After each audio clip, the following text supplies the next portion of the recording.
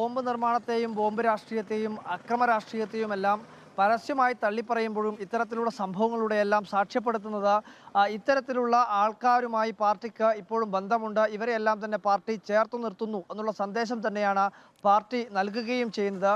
എന്തായാലും ഇതുമായി ബന്ധപ്പെട്ടുകൊണ്ട് കഴിഞ്ഞ ദിവസം അന്നത്തെ പാർട്ടി ജില്ലാ സെക്രട്ടറി ആയിട്ടുള്ള പി ജയരാജൻ നടത്തിയിട്ടുള്ള ഒരു ഫേസ്ബുക്ക് കുറിപ്പ് വളരെ പ്രധാനപ്പെട്ടതാണ്.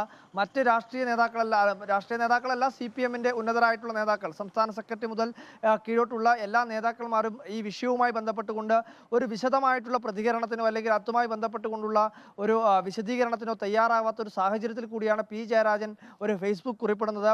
അതിൻ്റെ ഏറ്റവും മുകൾ ഭാഗത്ത് തന്നെ സൂചിപ്പിച്ചിട്ടുണ്ട്, രക്തസാക്ഷികൾ തന്നെ.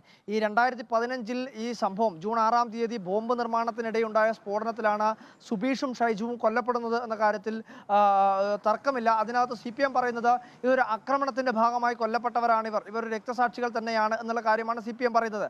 എങ്കിൽ കൂടി ഇതുമായി ബന്ധപ്പെട്ടുകൊണ്ട് ഉയരുന്ന സംശയം എന്ന് പറയുന്നത് കേരളത്തിൽ കഴിഞ്ഞ 7 വർഷം പിന്നിടുകയാണ്, 8-ാം വർഷത്തിലേക്ക് എത്തിക്കഴിഞ്ഞു പിണറായി വിജയൻ സർക്കാർ. ആ ഘട്ടത്തിൽ പോലും ഈ കേസുമായി ബന്ധപ്പെട്ടുകൊണ്ട് ഒരു തുടർ നടപടി അല്ലെങ്കിൽ ഇതുമായി ബന്ധപ്പെട്ടുകൊണ്ട് ഏതെങ്കിലും RSS പ്രവർത്തകരെ അറസ്റ്റ് ചെയ്യുകയോ അല്ലെങ്കിൽ ഇതുമായി ബന്ധപ്പെട്ടുകൊണ്ട് അങ്ങനെ ആരെങ്കിലും പ്രതി ചേർക്കുകയോ ഒന്നും തന്നെയുള്ള നടപടികളൊന്നും തന്നെ ഉണ്ടായിട്ടില്ല എന്നുള്ള കാര്യം കൂടി പ്രധാനമായും മറ്റ് രാഷ്ട്രീയ കക്ഷികൾ എല്ലാവരും തന്നെ ചൂണ്ടിക്കാണിക്കുന്നുണ്ട്.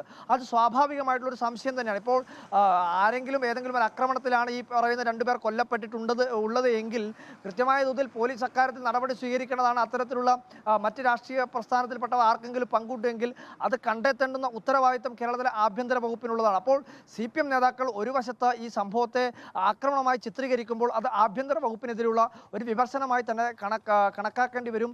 എങ്കിൽ കൂടി ഇതുമായി ബന്ധപ്പെട്ടുകൊണ്ട് പാർട്ടി ഇപ്പോൾ എത്തി നിൽക്കുന്നത് ഒരു സന്നിഗ്ധാവസ്ഥയിലാണ് എന്ന കാര്യത്തിൽ യാതൊരുവിധ തർക്കവുമില്ല. പാർട്ടിക്കെതിരെ വ്യാപകമായിട്ടുള്ള വിമർശനവും പ്രതിഷേധവും ശക്തിപ്പെടുകയാണ്. കോൺഗ്രസ് ഉൾപ്പെടെയുള്ള രാഷ്ട്രീയ പ്രസ്ഥാനങ്ങൾ ഇതുമായി ബന്ധപ്പെട്ടുകൊണ്ട് അതിരൂക്ഷമായിട്ടുള്ള വിമർശനമാണ് പാർട്ടിക്കെതിരെ ഉയർത്തുകയും ചെയ്യുന്നത്. ഭീകരവാദ പ്രസ്ഥാനമാണ് CPM ഇത്തരം സംഭവങ്ങളുടെ എന്ന് ഒന്നുകൂടി തെളിയിക്കുകയാണെന്നാണ് കോൺഗ്രസിൻ്റെ അധ്യക്ഷൻ സുധാകരൻ തന്നെ കഴിഞ്ഞ ദിവസം വ്യക്തമാക്കിയിട്ടുള്ളത്. എന്തായാലും ഇന്ന് വൈകുന്നേരമാണ് ഈ സ്മാരക മന്ദിരത്തിന്റെ, സുബീഷിന്റെയും ഷൈജുവിന്റെയും പേരിൽ പാനൂർ തെക്കുമുറിയിൽ നിർമ്മിച്ചിട്ടുള്ള രക്തസാക്ഷി സ്മാരക മന്ദിരത്തിന്റെ ഉദ്ഘാടനം ഇന്ന് വൈകുന്നേരമാണ് നടക്കുന്നത്.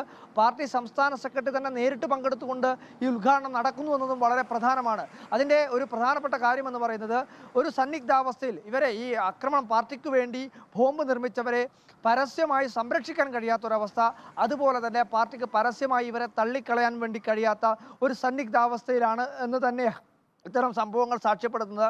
ആ ഒരു അവസ്ഥയിലുള്ളത് കൊണ്ട് തന്നെയാണ് പാർട്ടി സംസ്ഥാന സെക്രട്ടറി തന്നെ നേരിട്ട് ആ പരിപാടിയിൽ പങ്കെടുക്കുന്നത് എന്ന കാര്യം നമ്മൾ മനസ്സിലാക്കേണ്ടി വരുമെങ്കിൽ കൂടി ഇത് വലിയ തോതിൽ ഒരു പ്രതിരോധത്തിലേക്ക്, ഒരു പ്രതിസന്ധിയിലേക്ക് CPM-നെ എത്തിച്ചിരിക്കുന്നു എന്ന കാര്യത്തിൽ യാതൊരുവിധ തർക്കവുമില്ല. പാർട്ടിക്കെതിരെ പൊതുസമൂഹത്തിൽ നിന്നും വ്യാപകമായിട്ടുള്ള പ്രതിഷേധം അല്ലെങ്കിൽ വിമർശനം ഉയരുന്നുണ്ട്. അതിന് പുറമെയാണ് ഈ രാഷ്ട്രീയ പ്രസ്ഥാനങ്ങളുമെല്ലാം സമാനമായ രീതിയിൽ തന്നെയുള്ള വിമർശനങ്ങളും സമാനമായ രീതിയിൽ തന്നെയുള്ള പ്രതിഷേധവുമെല്ലാം ഉയർത്തുകയും ചെയ്യുന്നത്. ബഹുജന പ്രകടനത്തോടെ അല്ലെങ്കിൽ സാധാരണ രീതിയിൽ ഒരു രക്തസാക്ഷി അനുസ്മരണം നടക്കുന്നത് എങ്ങനെയാണോ, റെഡ് വളണ്ടിയർ മാർച്ചും ബഹുജന പ്രകടനവും, അതിനു പുറമെ അത്തരത്തിലുള്ള ഒരു വിപുലമായിട്ടുള്ള പരിപാടികളാണ് ഇന്ന് വൈകുന്നേരം നടക്കുന്നത്. ആ സമയത്ത് MP ഗോവിന്ദൻ ഉൾപ്പെടെയുള്ളവർ എങ്ങനെയായിരിക്കും ഈ സംഭവത്തെ ന്യായീകരിക്കുക എന്നതും വളരെ ശ്രദ്ധേയമാണ്. ഇന്ന് വൈകുന്നേരം 5 മണിക്കാണ് ഈ സ്മാരക മന്ദിരത്തിന്റെ ഉദ്ഘാടനം. സുജിയ, ഓക്കെ, നമുക്ക് ഈ സ്മാരക മന്ദിരത്തിന്റെ ഉദ്ഘാടനം, അതോടനുബന്ധിച്ച് വരുന്ന പ്രതികരണങ്ങൾ, അതൊക്കെ പ്രേക്ഷകരിലേക്ക് എത്തിക്കാം. Thank you. അർജുൻ കല്യാടാണ് കണ്ണൂരിൽ നിന്ന് നമുക്കൊപ്പം ചേർന്നത്.